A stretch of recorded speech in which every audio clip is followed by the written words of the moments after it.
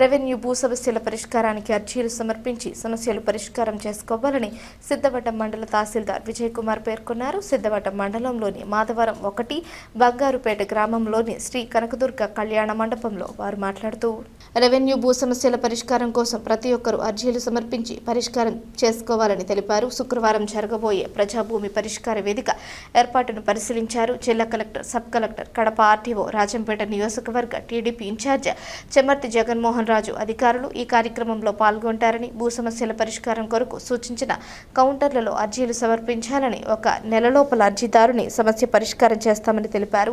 ఈ కార్యక్రమంలో మండల ఆర్ఐ నరసింహప్రసాద్, విఆర్ఓలు, విఆర్ఏలు పాల్గొన్నారు. తహసీల్దార్ సిద్ధవటం మాట్లాడుతున్నాను. 1 కాన్స్టిట్యూషన్ 1 మంత్ 4 విజిట్స్లో భాగంగా మన మండలం నందు రేపు 3వ విజిట్ జరుగుతుంది.